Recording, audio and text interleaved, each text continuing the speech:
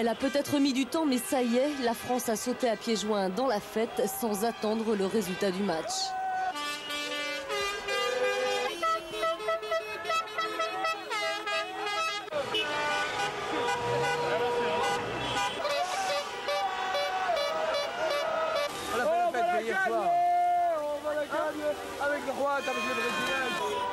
L'ambiance a saisi les Champs-Élysées dès ce matin.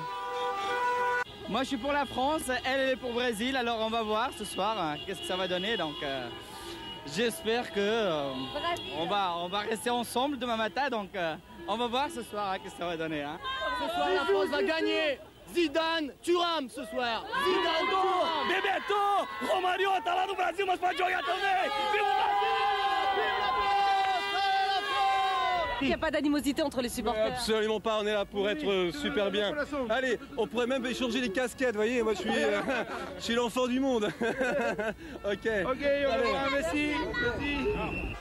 La France a certes un sacré avantage en jouant à domicile, mais le Brésil a aussi de solides atouts et ne les cache aujourd'hui en finale.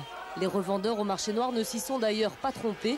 Les acheteurs se bousculent sur les Champs-Élysées transformés en bourse à ciel ouvert et les prix atteignent des sommets sous les regards plutôt indulgents de la police. C'est trop cher, moi j'ai payé 20 000 francs français pour ce ticket-là. 20 000 francs français pour un ticket qui coûte 2 950. Et c'est la première fois que vous payez si cher? C'est la première fois. Aux États-Unis, j'ai payé 400 $ pour la finale. La demi-finale, 200 $. Au Mexique, j'ai payé 60 $ pour une finale. Un problème qui ne risque pas de gâcher l'ambiance puisque de toute façon la plupart des supporters regarderont le match sur écran géant. Dans la rue, la nuit promet d'être torride.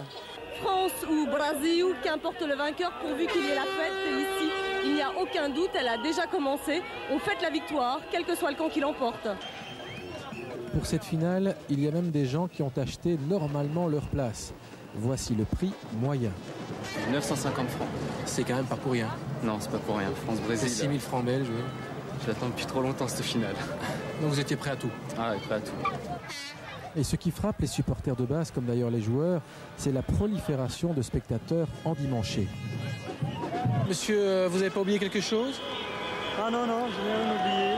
Votre cravate, vous l'avez oublié, il paraît que les supporters français ont toujours une cravate. Deschamps a dit, il faut tout enlever ça. Et vous avez respecté son ordre? Ah oui. La raison à cette concentration de col et cravate, la voici.